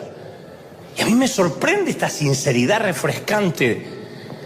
Porque ¿qué diríamos hoy? Jamás diríamos, discutieron Pablo y Bernabé. ¿Qué diríamos hoy? Bueno, el pastor Bernabé sintió un nuevo llamado esta mañana. El apóstol Pablo, Dios le cambió el llamado anoche, por eso no los van a ver juntos. Entonces uno tiene que ser honesto con nuestro sentido común. No está mal tener sentido común, es un regalo. El sentido común es el más común de los sentidos. Y es un regalo que Dios nos dio. Hay que decir a veces, mira, no me siento feliz trabajando con fulano, pero no metamos a Dios. A veces me suelen escribir, Dante, he notado que no sube fotos a Instagram con su familia. Y Dios me muestra que tenga mucho cuidado, que cuida a los suyos. Otro, veo en su Facebook que trabaja mucho. Veo mucho trabajo y no lo veo compartir con sus hijos. El Señor me dice que le dedique tiempo a sus hijos. No, Dios no te dice nada porque está husmeando en redes, no tiene tiempo de decirte nada. Y todo lo que decís que Dios te dice o te muestra está viciado y contaminado con tu espíritu de doña Florinda. Por eso Dios no te puede decir nada. Es verdad. Son viejas chusmas que disfrazan su morbosidad con un Dios me dijo, después de ver las redes y sacar conclusiones, Dios le dijo, y espiritualizan su chismerío barato. Lo mismo cuando mezclamos asuntos de dinero. Dios me dijo que usted tiene que pactar. Dios me está diciendo que corra al altar y selle esta palabra con un cheque.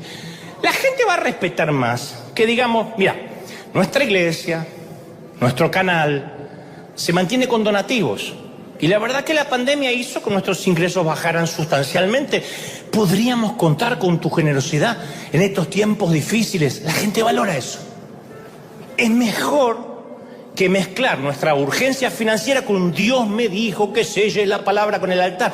Esa manipulación es la que insulta nuestra inteligencia. O en lugar de decir, Dios me dijo que tiene que sembrar su auto en mí, que soy el siervo, ser honesto y decir, mira, en mi vida me voy a poder comprar un auto como el tuyo, ¿me lo podrías regalar? Te van a mandar a volar, pero por lo menos no metiste a Dios. Por lo menos dijiste, Dios me dijo, ¿o no? ¿Es así o no? Entonces, a ver, hablamos mucho de autenticidad, pero Dios bendice no solo la autenticidad, sino la honestidad, que no es grosería, sino sentido común. Y mira, sobre muchas situaciones, Dios me ha guiado. Yo reconozco que ha sido una guía sobrenatural de Dios que no puedo explicar y no viene a colación ahora. Pero en muchas otras decisiones, incluso aquí en River, fue mi decisión. Yo soy el responsable de muchas decisiones que se tomaron aquí en la iglesia. ¿Y por qué las tomé? No siempre porque vino un ángel de noche y me dijo, saca por el momento la escuela dominical. No, a veces la tomé por estrategia, por sentido común, o simplemente porque creí que en ese momento era la gestión de liderazgo más adecuada para el momento. Y sí, en última instancia Dios lo permitió, eso es cierto. Pero está muy mal que yo me aproveche y use para todo lo que yo hago fue la voluntad de Dios, como una manera de eliminar mi responsabilidad en la decisión. ¿Me explico? Tenemos responsabilidad, no podemos decir Dios me hizo hacer lo que hizo. Esto fue porque es Dios. Porque entonces empezamos a vivir sin libre albedrío, como robots. Por ejemplo, mi responsabilidad cada domingo acá, ¿cuál es? Mínimo, prepararme, capacitarme, estudiar. ¿Puede Dios utilizar un burro parlante? Sí. ¿Pero eso convierte a la ignorancia en una virtud? Eso va a hacer que reclutemos burros. Eso no hace que la ignorancia sea una virtud. Porque luego de que el burro que le habló a Balaam fue usado por Dios, no se fue a Harvard. Siguió siendo burro. Se casó con una burra y tuvo burritos. Entonces no podemos hacer una doctrina de una excepción divina. Es una excepción. Las piedras clamarán si nos callamos. Bueno, pero por eso no vamos a enseñar teología a las piedras. Entonces sé que suena, por ejemplo, muy espiritual cuando un predicador nos dice, yo tenía preparado otro sermón y no sé por qué estoy diciendo esto. Yo digo siempre, eso habla de tres posibilidades, perdonen mi sentido común. Primero, el sermón que habías preparado antes, si es que lo preparaste, cosa que dudo, no era de Dios o Dios te lo dio mal. Segundo, Dios no estaba al tanto de qué palabras necesitaba la gente que iba a venir al templo y cambió de opinión. Tercero, Dios es bipolar y en un desfasaje hormonal te cambió el mensaje. ¿Cómo no sé lo que estoy diciendo? Él tenía otro sermón y Dios me lo cambió. ¿Y el otro sermón quién te lo dio? ¿El diablo? Entonces, aún el hecho de que hayamos orado no quiere decir que nuestra decisión es inobjetable, porque yo ya oré. Porque si decimos, Dios me dijo que diga esto o que haga tal cosa, estamos comunicando que nadie puede criticar, ni debatir, ni tener duda de lo que hacemos y decimos. Dios me dijo y punto. En mi caso yo aprendí, me costó mucho aprender, porque yo soy un legalista en recuperación. Me costó mucho aprender a decir, te diré lo que creo, Dios me dijo que diga. Y siempre me dicen, ese creo me suena dubitativo. Y es que creo, qué sé yo. Yo me preparo, yo estudio, yo oro. Ahora, ¿estoy seguro que soy infalible y que soy la boca de Dios hablando? No. Pero voy a hacer el intento, el torpe intento, de creer que lo que te diré es lo más cercano a lo que creo Dios me dijo que te diga. Esto es lo que creo Dios me dijo que te diga. Después, es lógico que en el mensaje que yo voy a transmitir esté involucrada mi personalidad, mi entorno, mi manera de ser, mi cultura, mi preparación.